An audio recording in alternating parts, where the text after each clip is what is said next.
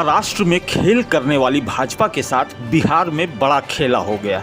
CM Nitish Kumar की party JDU ने BJP से अपना गठबंधन तोड़ लिया और महागठबंधन के साथ अपना नाता जोड़ लिया। अब जल्द ही बिहार में महागठबंधन की नई सरकार होगी, यानी भाजपा बिहार की सत्ता से बाहर हो गई है।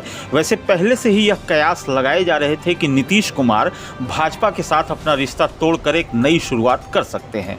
जदयू के राजद, कांग्रेस समेत अन्य विपक्षी दलों के साथ मिलकर नई सरकार का गठन करने के स्पष्ट संकेत उभर रहे थे और जब 7 अगस्त को दिल्ली में प्रधानमंत्री नरेंद्र मोदी की अध्यक्षता में नीति आयोग की बैठक में भी सीएम नीतीश कुमार नहीं आए तो यह तय हो चुका था कि अब वह भाजपा खेमे में भी नजर नहीं आएंगे।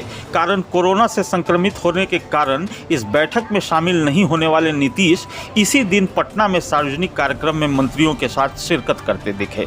इससे पहले जब जनता दल यूनाइटेड ने अपने पूर्व अध्यक्ष रामचंद्र प्रताप सिंह यानी आरसीपी सिंह को भ्रष्टाचार के आरोपों पर नोटिस जारी किया, तब भी इसे भाजपा जदयू के बीच गठबंधन के अंतिम सांस लेने बतौर देखा गया था। गौरतलब है कि जदयू नेता ललन सिंह ने बाकायदा प्रेस कॉन्फ्रेंस कर यह आरोप लगाया था कि आरसीपी सिंह बिहार में वही भूमिका निभाने की कोशिश कर रहे थे जो महाराष्ट्र में एकनाथ शिंदे ने निभाई थी। पार्टी के 24 से ज्यादा विधायकों से उनके संपर्क करने की बातें भी कही गईं, जिन्हें कथित तौर पर 6 करोड़ रुपए और मंत्री पद की पेशकश की गई थी ताकि वे जदयू छोड़ भाजपा के साथ मिलकर सरकार बनाने का रास्ता साफ करें। इस मुहिम में भाजपा नेता भूपेंद्र यादव उनसे संपर्क और चीजें तय करने की जिम्मेदारी निभा रहे थे।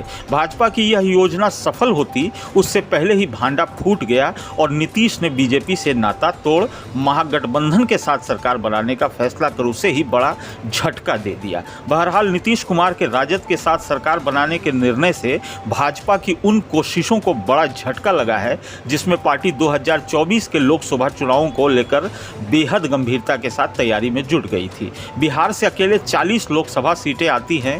राज्य के मतदाताओं में जातीय आधारों पर इतना बड़ा बिखराव है कि भाजपा अब अकेले के दम पर बड़ी कामयाबी हासिल करने के बारे में नहीं सोच सकती।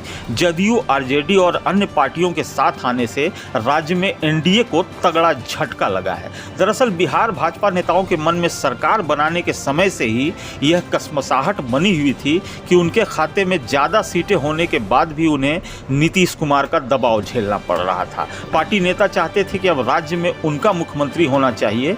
धीरे धीरे यह आवाज़ बड़ी नाराज़गी में तब्दील होती गई। समय समय पर जदयू भाजपा नेताओं के बीच का मनमुटाव बढ़ता गया और यह बिहार विधानसभा के पटल पर भी देखा गया। इसी नाराज़गी के बीच महाराष्ट्र प्रकरण के बाद बिहार भाजपा के नेताओं को लग रहा था कि यदि वे शिवसेना की तर्ज पर जदयू में तोड़फोड़ करने में कामयाब हो जाते हैं तो बिहार की बाजी पलट सकते हैं। वहीं जदयू लगातार ऐसी चीज़ों पर नज़र रख रही थी। उसने भाजपा के केंद्रीय नेतृत्व को लगातार अपनी नाराज़गी का संकेत भी दिया, मगर भाजपा अपनी चाल से पीछे नहीं हटती दिख रही थी। अपनी नाराज़गी का एहसास कराने के लिए ही बीते कुछ महीनों में नीतीश ने कई अहम बैठकों से दूरी बनाई। कुछ महीने पूर्व नीतीश पीएम की कोरोना पर बुलाई गई बैठक से दूर रहे। हाल में पूर्व राष्ट्रपति रामनाथ कोविंद के सम्मान में दिए गए भोज, राष्ट्रपति द्रौपदी मुर्मू के शपथ ग्रहण समारोह से भी दूरी बनाई। इससे पहले गृह मंत्री अमित शाह की ओर से बुलाई गई बैठक में भी नीतीश ने शिरकत